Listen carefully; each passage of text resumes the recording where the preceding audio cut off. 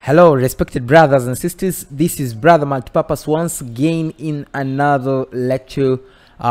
This is going to be episode number 4 in informal introductions to our Doa English programs. As we all know, this book will focus on the daily communication between different people. So kitabu chetu cha mazoezi ya mazungumzo ya kila siku, tunajifunza Kiingereza kwa njia ya kufanya mazoezi ya kuongea. Juzi kati tulikuwa kwenye semina moja ya wataalamu wa lugha. Wakasema mtu yoyote ambaye anachukua muda mrefu kujifunza lugha yoyote, utakuta inamchukua miezi 6 mpaka mwaka mmoja.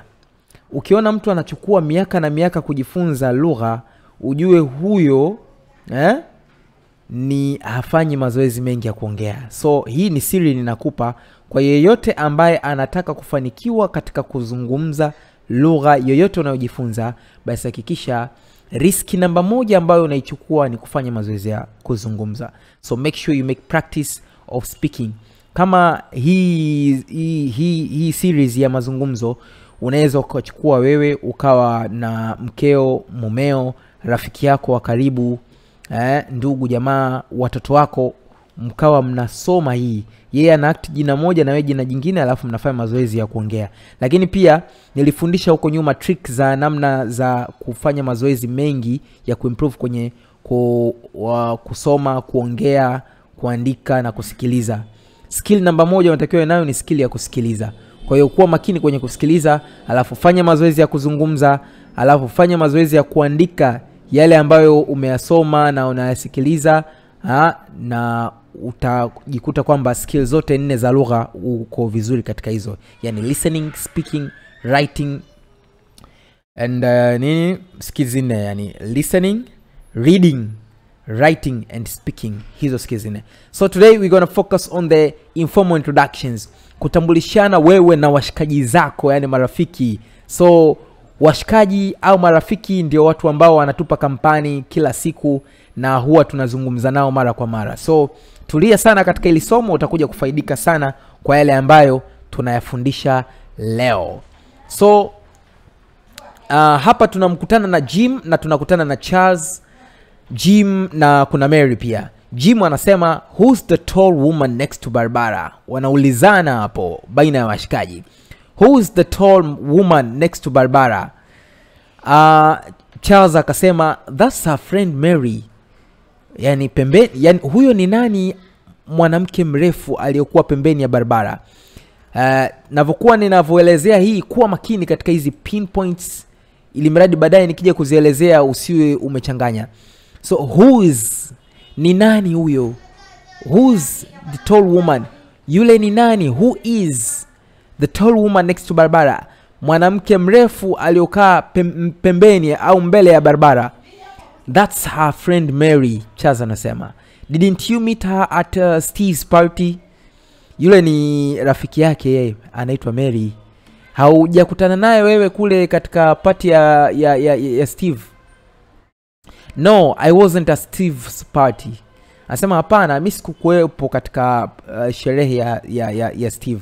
No, I wasn't.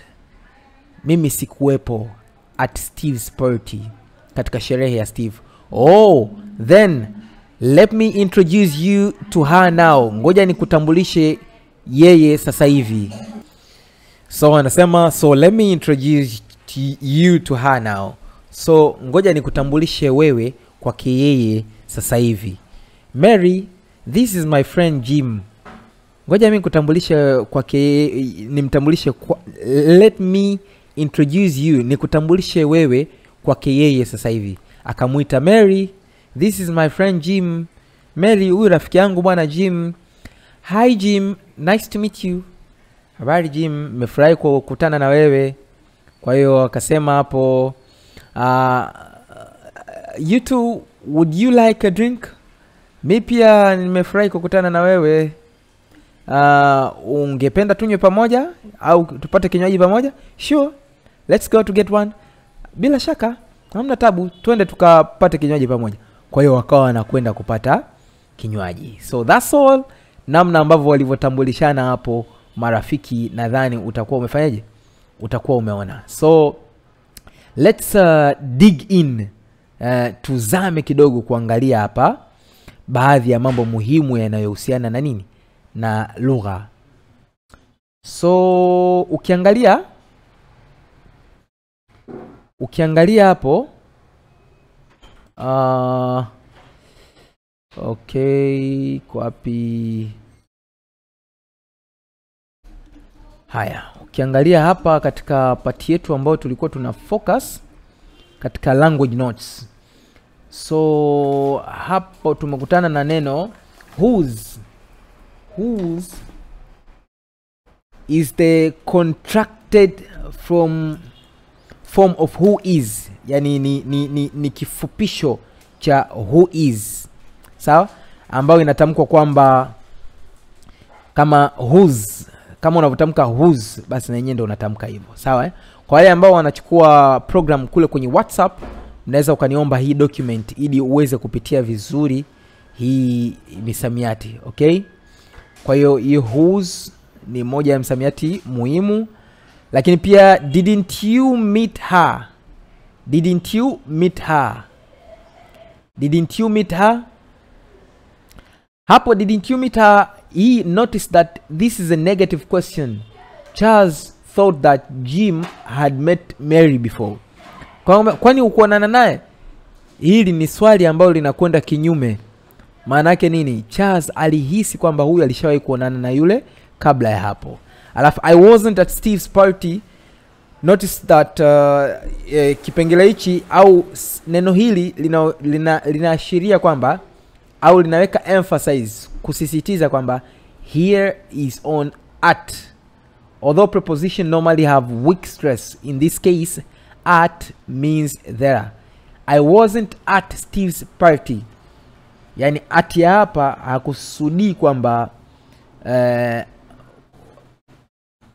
katika, bali anakusudia pale, sawa. Hapa anakusudia kwamba sikuwepo pale katika hiyo party ya nani, party ya Steve, okay. Mary, this is my friend. This is my friend Jim. This is my friend is a way to introduce two people. It's common to follow this with Jim, sawa. Kwa huyu ni rafiki yangu. Rafiki yako nani sasa? Jim, unaona? Au this is Mary, huyu bwana ni Mary, na mfano wake kama hivyo. So that's it. Hizo ni baadhi ya conversation ambazo tumeziona leo za kuwasiliana informal, katika informal introduction. Wewe ungependa kuniuliza swali gani ambalo kuhusiana na maswali ya kujitambulisha au kuzungumza na marafiki katika masuala ya kutambulishana? Kama una swali lolote, unaweza ukacomment katika section ya comment hapo kwenye YouTube, ukalike na ukashare, au unaweza kutucheck pia kwenye WhatsApp kwa nambari zetu 0764 000 323 0764 000 323. Usisahau kusubscribe na kuendelea kufuatilia episode zetu zinazofuata next katika series hii ya mazungumzo ya kila siku. This is all, and this is Brother Multipurpose. Thank you from Doa Academy.